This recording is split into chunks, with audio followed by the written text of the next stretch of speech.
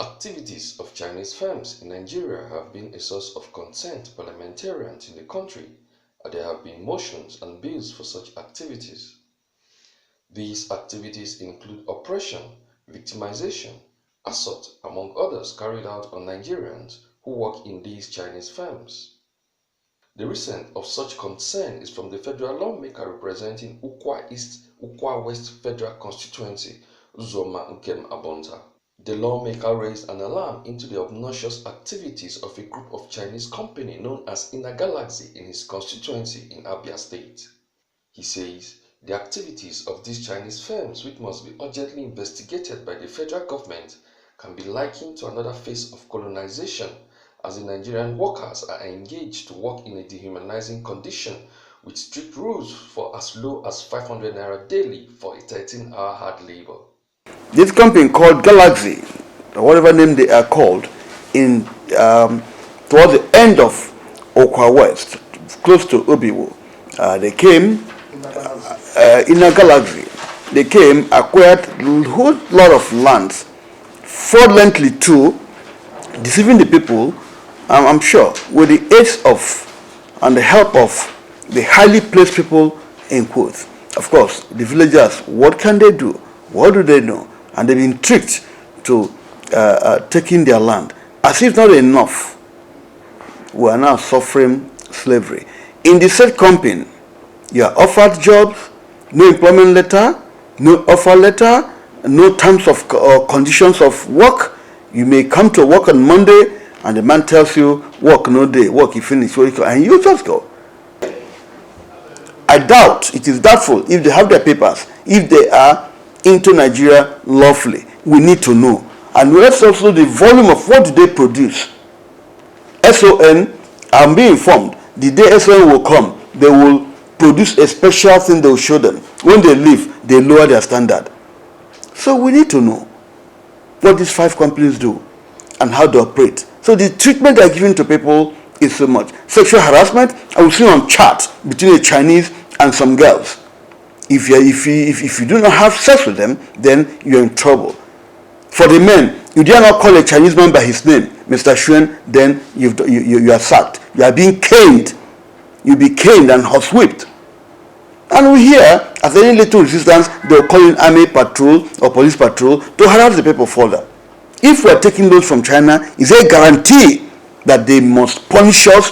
Is there a guarantee that we'll become their slaves?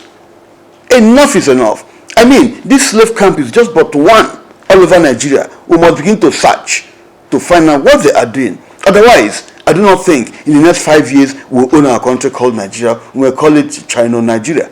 The sovereignty of that area, if I use sovereignty, but the right of our land is almost ceded to Chinese unknowingly. I also want to call the government of Abia State to come in and declare their stand, so we'll know what these people are doing there. Are they working in collaboration with anybody? We need to know. We seek to know. We are asking questions that will demand answer. Who are these Chinese? Who allowed them in? With what authority? What are they doing? I also hear they do importation, exportation. You manufacture here, you export out, and then turn around and bring it in. Is that economic sabotage? How? So let us have the paper. I urge the House to do a full-blown investigation. The Chinese must give us access to the premises to look at it, and so that we can see what is in there. We are not saying that they are not free to come and invest, but it must be within the confines of the extant laws of the land. How can you pay people who work for 13 hours instead of the normal 8 hours? That's against all international standard. After working for 13 hours a day, you give them 500 naira a day. Somebody earns 20,000 naira, and there's no job papers. He may come on Monday, by Tuesday you say no. If you fall sick, you leave from there. They pick another person because of lack of job. People are wanting to. How can your machine will amputate somebody? No insurance. After treating him, giving a consult treatment there and 50,000, you push one guy with an order, with police and army, don't come near the factory again. There's a lot of them. It's even rumored that even those who died there is thrown across the river. It's so rumored. So we need to go and find out the veracity otherwise of these Galaxy people. The lawmaker also says that the radioactive waste product from the Chinese firms poured into the Imo River has killed aquatic life in the river and also raised fears of a possible outbreak of an impending epidemic if nothing is done. Aquatic life is gone because you see the Chinese, you see the dredgers owned by them. Dredging what? You see the water is highly polluted with lead. We have not done the test to know the volume of iron ore they put there. But the waste product from those factories are being discharged into those rivers.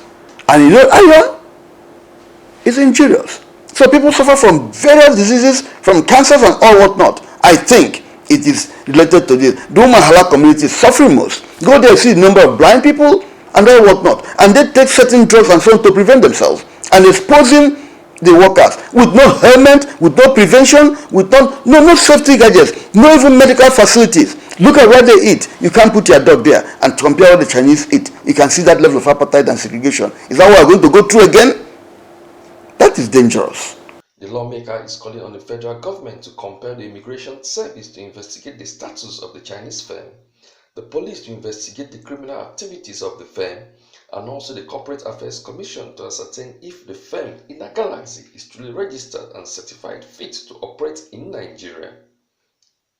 Emmanuel Unu, News 24 International.